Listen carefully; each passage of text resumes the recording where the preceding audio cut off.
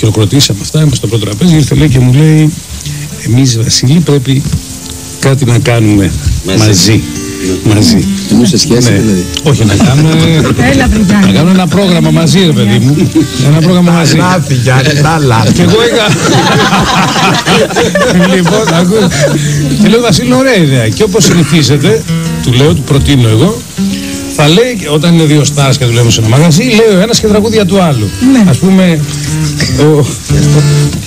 ο Πανταζής θα λέει, ας πούμε, εσύ του λέω θα λες, ταραχή στην καρδιά μου να μπαίνει, ταραχή να με παρασέρνει. Και ο Πανταζής θα λέει απ' την άλλη, στην άσφαλτο κουρσάρες με καράβι τη μοτοσυκλέτα. Αλλά το σουξέ μας ποιο ήταν, πώς?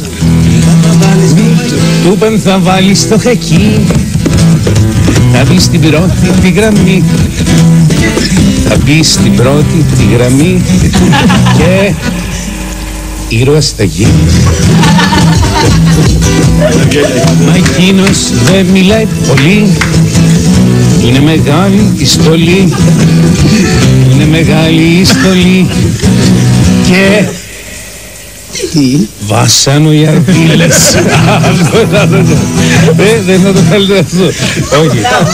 Όχι και πώς το λένε, ποιο ήταν το σουξέ που θα έλεγε ο Βασίλης το καλό, τόσο από το ταραχή και ένα πολύ καλό έτσι. Το ερώτηρο πλάτη είναι γάτα.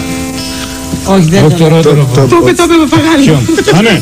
Το πετώπε ο παπαγάλος. Δώσε μου να τον ωραία.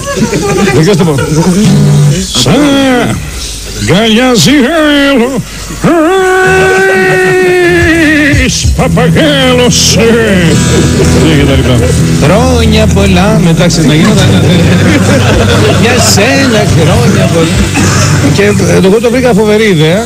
Εσύ σε μήνα δεν θα πήγαινες αυτά. Το πρόγραμμα το οποίο θα άσκησα δεν το κάναμε.